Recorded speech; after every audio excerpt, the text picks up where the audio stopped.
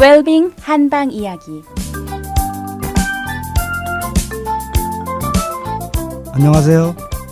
동양의학에서요, 침구 치료의 기제는 우선 그 경락의 기운들을 원활하게 소통시켜서 해당하는 경락상에 있는 여러 가지 경락의 기운이 막히면서 생기는 통증이나 운동의 장애들을 풀어주고 해결해 준다고, 그걸 통해서 치료한다고 말씀을 드렸습니다.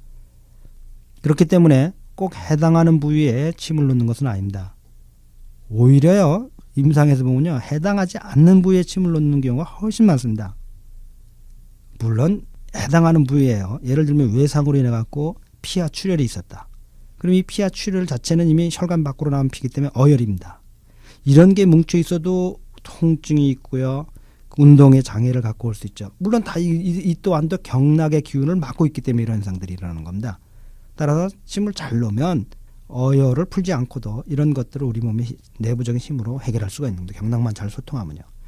그렇지만 이 어혈이 심하게 있는 경우는 어떻게 했습니까? 그 어혈을 사혈을 해서 풀어주는 것이 아주 좋은 치료법 중에, 빠른 치료법 중에 하나가 되는 거죠. 그래서 특히 외상을 당해서 많은 경우는 보이지 않는 깊은 곳에 외상을 당하면 어떻게 됩니까? 피하 출혈인데 우리 눈에 안 보이죠. 보이는 걸 우리는 멍이라고 하고요. 안 보이면 우리는 간과하는데요. 안 보이는 깊은 곳에서 피하 출혈이 있을 경우에 늘 항상 고질적인 문제를 일으킬 수가 있다는 겁니다. 이건 엑스레이도 안 나오죠. CT도 안 나오죠. 단순 피의 조그만 모임이기 때문입니다. 그래서 교통사고 후유증이 항상 무섭다고 하는 겁니다. 그래서 이렇게 내부에 어혈이 있을 경우는 물론 당연히 그 해당하는 부위에 그 어혈을 풀어주기 위해서 사혈을 하고 부항을 뜨는 것들이 가장 옳고 적절한 치료법인 게 틀림없습니다. 그런데요, 이런 그 어혈이 없는데도요, 그저 무조건 통증이 있거나 운동장애가 있으면 사혈해야 된다. 이렇게 되면 도리어 몸의 기혈을 상하게 할 수가 있습니다. 그렇기 때문에 꼭 의사 선생님들의 전신의 진찰을 받고요, 나의 이 병의 원인이 무엇인가를 꼭 전신을 통해서 판단해야 됩니다. 그래서 단순한 외적 통증이나 단순히 삐었다고 할 경우에도요, 일단 한의사들은요, 전신의 상황을 판단하게 됩니다. 예를 들면요, 아무런 이유도 없이요, 발목이나 관절이 잘 삐는 분들이 있습니다. 그래서 침을 마시러 오시는 경우가 있는데요, 대부분의 한의사들이 이럴 경우에도 전신의 진찰을 하게 됩니다. 그런데요, 많은 분들이 왜 발목 삐면 발목 빈데 놓으면 되지 왜 전신을 관찰하냐고 생각하시겠지만요, 만약에 이런 분들 중에요, 간과 담에 문제가 있어서 이렇게 잘 삐는 수가 있습니다. 이전에 저희 청취자분들께서 다 이해하실 것입니다. 왜냐하면 간은 우리 몸의 근을, 즉 힘줄을 두고 나기 때문입니다.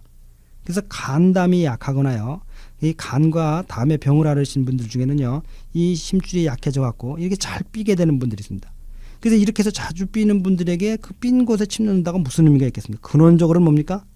물론 삔 것이 심하기 때문에 그곳을 치료를 해야겠지만, 근원적으로 뭡니까? 간담의 기운들이 이렇게 약해지지 않도록 치료하는 근원적인 치료를 찾아가는 게 중요한 것이죠.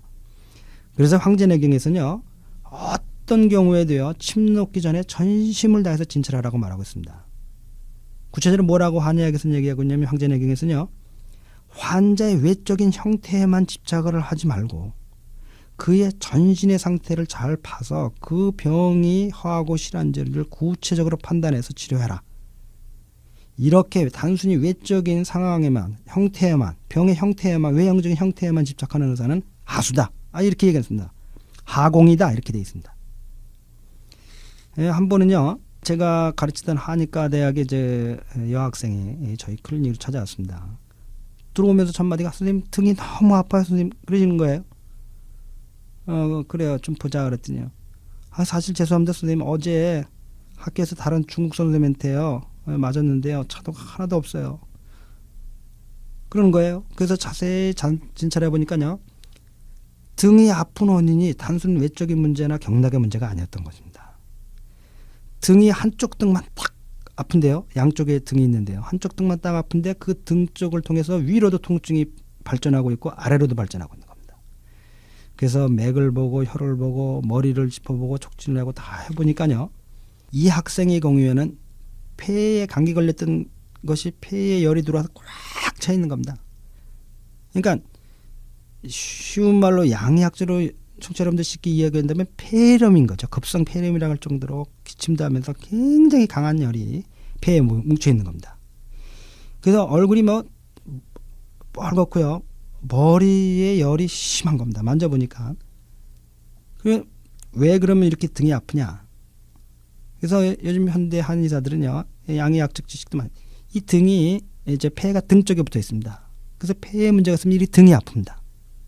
그런데 딱 알 수 있는 게 한쪽만 아프던 게 한쪽 폐에만 문제가 되고 있는 겁니다. 지금. 양쪽 폐가 있지만 동일하게 약한 건 아닌 겁니다. 항상 우리 몸에도요. 좌우 중에 약한 곳이 또 생기게 되는 겁니다.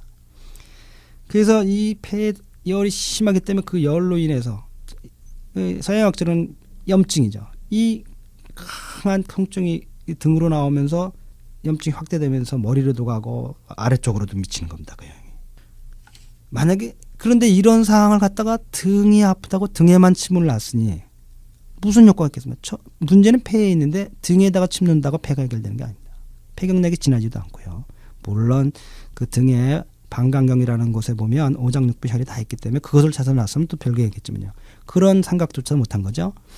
그리고 그러니까 단순히 등이 아프다고 해서 등에 침 넣는데 단 1% 효과도 못 보는 겁니다. 그래서 지금 이 상황 그 판단이 뭡니까? 폐에 문제가 있고 열이 있고 실환자기 때문에 어떻게 합니까? 이걸 사해야 되는 겁니다. 그래서 폐경락이라고 하는 것이요. 우리 엄지손가락 안쪽을 시작해서 이 팔을 타고 올라가 가지고 안쪽 팔뚝 안쪽으로 해가지고 그 어깨로 해서 폐로 들어가죠. 앞 가슴으로 해가지고요. 그래서 그 우리 팔뚝 오므리는 곳에 바깥쪽에 이렇게 보면요. 안쪽으로 이렇게 보면 그 오므리는데 가운데 힘줄이 있습니다. 그 바로 바깥쪽이 그 척택이라는 혈입니다. 이 폐경락에 직접 들어가는 혈자리라고 하는데요. 이 척택에 침을 꽂는 순간에 벌써 통증이 가라앉는 겁니다. 그래서 강하게 사했죠. 열이 강하기 때문에 강한 실을 한 자이기 때문에 강하게 사했죠. 사고 나니까 머리 아픈 거, 등 아픈 거, 허리 아픈 것들이 싹 사라지는 겁니다. 그렇게 유침시켜놓고 5분이 안 됐는데 선생님 또 아파요. 이 열이 또 살아나는 겁니다. 그래서 또 강하게 사했죠. 이렇게 하기를 30분 동안 4-5번을 한 겁니다. 그러면서 통증이 서서히 가는. 그래서 갈 때 잘 설명하고 너 지금 서양의학적으로는 급성 폐렴일 가능성이 많다. 네가 평소 좋아하는 담배도 좀 줄여야 되고 꼭 약을 먹으라고 하면서 폐열을 떨어뜨리는 약을 5일치 줬습니다. 그 후에 만났더니요. 4일 만에 다 났다는 겁니다. 이래서 침을 치료하는데요. 내장의 이런 병변들이 어떻게 치료되냐? 거꾸로인 겁니다. 첫 번째는 외상이 있을 경우에를 경락에 해당하는 부위를 기운을 소통시켜서 막힌 것들을 소통시켜 치료하고 반대로 내상에 이런 장부에 문제가 있을 때도 그 경락의 기운을 통해서 내장의 기운들을 조절시켜 줌으로써 허실하거나 그에 따라서 보살을 함에 따라서 이 치료를 하게 되는 겁니다. 이렇게 오장육부의 내상의 병일 경우에는 반대로 경락의 기운이 어디서부터 나온다고 했습니까? 오장육부로부터 나온다고 되어 있죠. 그 오장육부로부터 나오는 경락의 기운들을 조절해 주어서 치료하게 되는 것입니다. 이렇게 친구 치료에는 큰 원칙들이 있습니다. 그럼 내일 다시 뵙겠습니다. 모두들 빛과 사랑이 넘치는 복되고 건강한 하루 되시기 바랍니다.